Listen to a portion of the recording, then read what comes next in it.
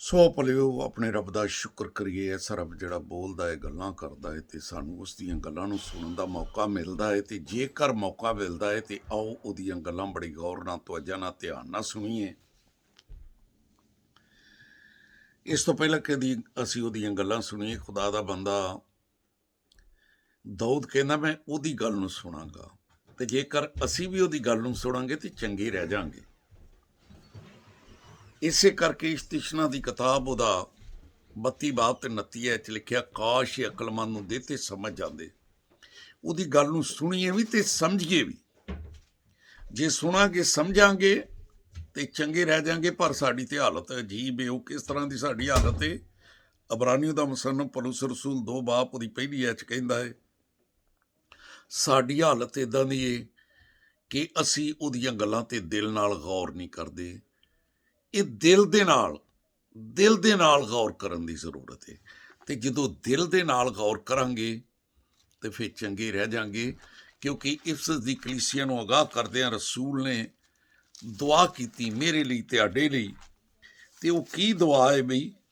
ਇਹੋ ਹੀ ਦੁਆ ਹੈ ਕਿ ਸਾਡੇ ਦਿਲ ਦੀਆਂ ਅੱਖਾਂ ਰੋਸ਼ਨ ਹੋ ਜਾਣ, ਸਾਡੇ ਦਿਲ ਦੀਆਂ ਅੱਖਾਂ ਰੋਸ਼ਨ ਹੋ ਜਾਣ ਤਾਂ ਕਿ ਸਾਨੂੰ ਮਾਲੂਮ ਹੋ ਜਾਏ।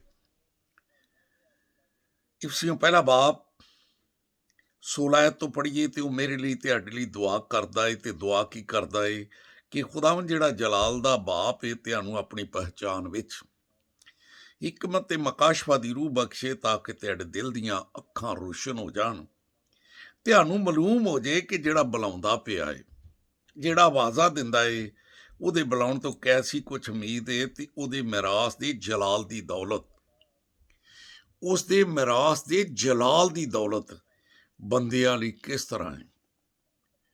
ਤੇ ਆਓ ਫਿਰ ਅੱਜ ਜੋ ਕੁਝ ਅਸੀਂ ਸਿੱਖਣ ਵਾਲੇ ਹਾਂ ਉਹ ਇਹ ਯਰਮੀਆ 31 ਬਾਬ ਤੇ 22 ਐਤ ਤੇ ਲਿਖਿਆ ਹੈ, ਬਰਗਸ਼ਤਾ ਬੇਟੀ, ਐ ਬਰਗਸ਼ਤਾ ਬੇਟੀ, ਤੂੰ ਕਦੋਂ ਤੱਕ ਆਵਾਰਾ ਫਿਰੇਂਗੀ?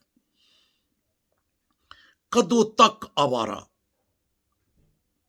ਤੂੰ ਕਦੋਂ ਤੱਕ ਆਵਾਰਾ ਫਿਰੇਂਗੀ? ਕਿਉਂਕਿ ਖੁਦਾਵੰਦ ਨੇ ਜ਼ਮੀਨ ਉੱਤੇ ਇੱਕ ਨਵੀਂ ਚੀਜ਼ ਪੈਦਾ ਕੀਤੀ ਏ ਕਿ ਔਰਤ ਮਰਦ ਦੀ ਹਮਾਇਤ ਕਰੇਗੀ। ਸੋ ਬੇਟੀ ਕਹਿੰਦਾ ਏ, ਉਹ ਸਾਨੂੰ ਆਪਣੀ ਬੀਵੀ ਬਣਾਉਂਦਾ ਹੈ, ਦੁਲਹਨ ਬਣਾਉਂਦਾ ਹੈ। ਯਸਾਇਆ 54 ਬਾਬ ਉਹਦੀ 5 ਐਤ ਨੂੰ ਪੜ੍ਹੀਏ ਤੇ ਲਿਖਿਆ, ਤੇਰਾ ਖਾਲਕ ਤੇਰਾ ਸ਼ੋਹਰ ਹੈ, ਉਹਦਾ ਨਾਂ ਰੱਬਲ ਫਾਜ ਜੀ, ਤੇ ਉਹਨੇ ਤੇਰਾ ਫਿਦਿਆ ਦਿੱਤਾ ਏ ਤੇ ਉਹ ਕੌਮਾਂ ਦਾ ਰੱਬ ਏ।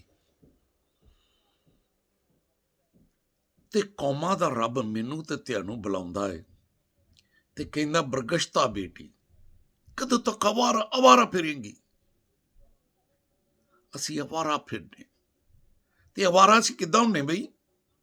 ਜਿਸ ਵੇਲੇ ਰੱਬ ਨੂੰ ਛੱਡ ਕੇ, ਖਲਕ ਕਰਨ ਵਾਲੇ ਨੂੰ ਛੱਡ ਕੇ, ਜਿਹੜਾ ਸ਼ੋਹਰ ਏ। ਹਾਲਾਂਕਿ ਪਹਿਲਾ ਕੁਰਿੰਥੀਓ 7 ਬਾਬ 45 ਚ ਆਵਾਜ਼ ਏ ਕਿ ਜਿਹੜੀ ਔਰਤ ਏ ਨਾ, ਅਗਰ ਉਹਦਾ ਬੰਦਾ ਜੀਂਦਾ ਏ ਤੇ ਉਹਦੀ ਉਹ ਪਾਬੰਦ ਏ ਉਹਦੇ ਅਸੂਲਾਂ ਦੀ। ਲੇਕਿਨ ਬਾਈਬਲ 'ਚ ਲਿਖਿਆ ਹੈ, ਹਿਜ਼ਕੀਏਲ 16 ਬਾਬ 32 ਚ, ਤੂੰ ਬਦਕਾਰ ਬੀਵੀ ਦੀ ਮਾਨਤ, ਬਦਕਾਰ ਬੀਵੀ ਦੀ ਮਾਨਤ, ਜਿਹੜੀ ਸ਼ੋਹਰ ਦੇ ਇਵਜ਼ ਗੈਰਾਂ ਮਗਰ, ਯਾਰਾਂ ਮਗਰ, ਗੈਰਾਂ ਮਗਰ ਜਾਂਦੀ ਹੈ। ਸਾਡਾ ਖਾਲਕ ਸਾਡਾ ਸ਼ੋਹਰ ਹੈ, ਉਹ ਸਾਡਾ ਪਿਓ ਵੀ ਹੈ। ਮਲਾਕੀ 2 ਬਾਬ ਉਹਦੀ 10 ਐਤ ਨੂੰ ਪੜ੍ਹੀਏ ਤੇ ਲਿਖਿਆ, ਕਿਆ ਸਾਡਾ ਸਾਰਿਆਂ ਦਾ ਇੱਕੋ ਹੀ ਪਿਓ ਨਹੀਂ? ਕਿਆ ਇੱਕੋ ਹੀ ਖੁਦਾ ਤੋਂ ਅਸੀਂ ਪੈਦਾ ਨਹੀਂ ਹੋਏ? ਫਿਰ ਕਿਉਂ ਅਸੀਂ ਆਪਣੇ ਭਰਾਵਾਂ ਦੇ ਨਾਲ ਬੇਵਫਾਈ ਕਰਨ ਡਏ ਤੇ ਆਪਣੇ ਬਾਪ ਦਾਦਾ ਦੀ ਅਹਿਦ ਦੀ, ਆਪਣੇ ਬਾਪ ਦਾਦਾ ਦੀ ਅਹਿਦ ਦੀ ਬੇਹੁਰਮਤੀ।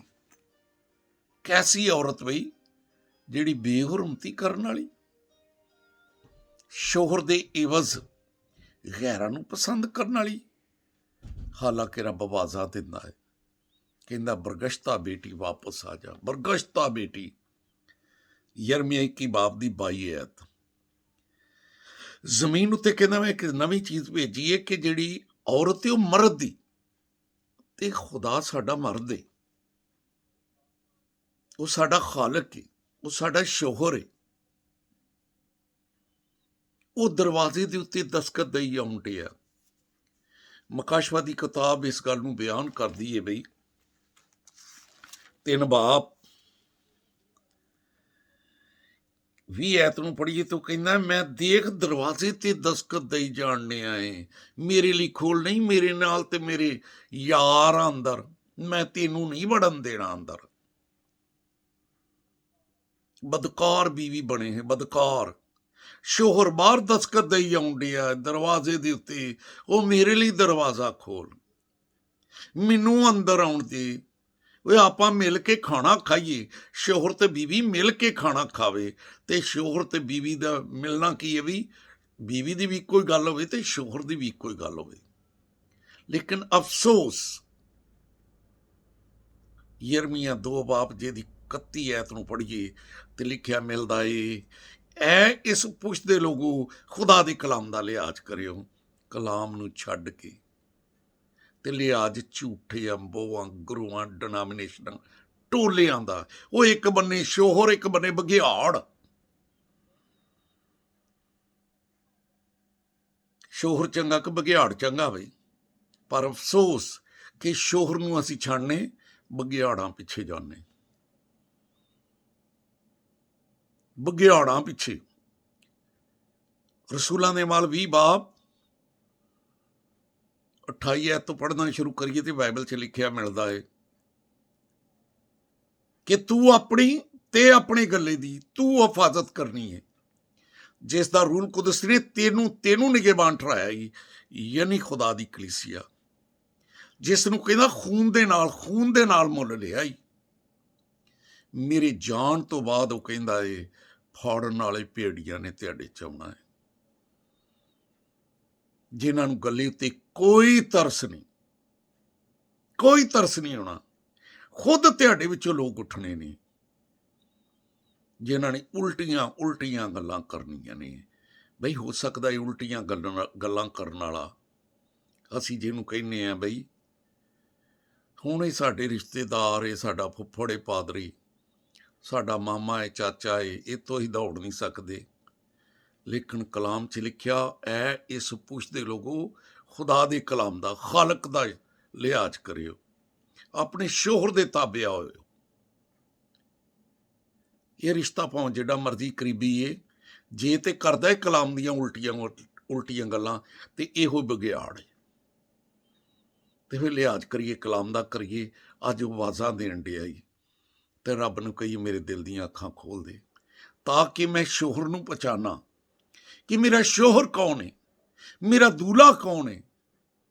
ਮੈਂ ਆਪਣੇ ਆਪ ਨੂੰ ਤਿਆਰ ਕਰ ਲਾਂ, ਕਿਉਂਕਿ ਮਕਾਸ਼ਵਾ 19 ਬਾਬ 7 'ਚ ਲਿਖਿਆ ਏ ਬਰੇ ਦੀ ਸ਼ਾਦੀ ਆ ਪਹੁੰਚੀ ਤੇ ਉਸ ਦੀ ਬੀਵੀ ਨੇ ਆਪਣੇ ਆਪ ਨੂੰ ਤਿਆਰ ਕਰ ਲਿਆ ਹੈ। ਕਿਹਦੇ ਨਾਲ ਜਾਣ ਲਈ? ਦੂਲੇ ਨਾਲ, ਬਘਿਆੜ ਨਾਲ ਨਹੀਂ, ਲੂੰਮੜੀਆਂ ਨਾਲ ਨਹੀਂ।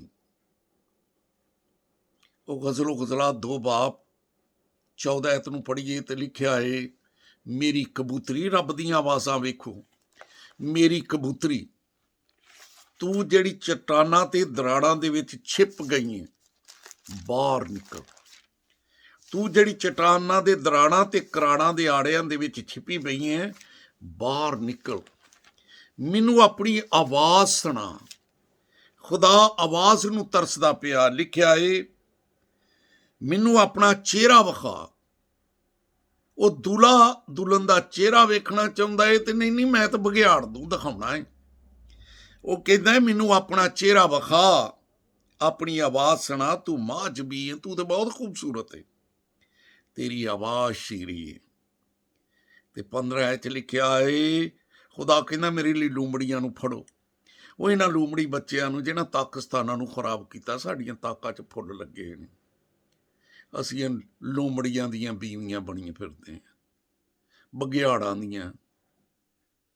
ਤੇ ਖਾਲਕ ਕਹਿੰਦੇ ਮੈਨੂੰ ਆਪਣਾ ਚਿਹਰਾ ਵਿਖਾਓ। ਆਓ ਅੱਜ ਵੇਲਾ ਹੈ, ਹੁਸ਼ਿਆਰ ਹੋਈਏ, ਬੇਦਾਰ ਹੋਈਏ, ਮਾਲਕ ਦੀ ਆਵਾਜ਼ ਨੂੰ ਸੁਣੀਏ। ਉਹ ਆਵਾਜ਼ ਦੇਣ ਡਿਆ ਹੈ,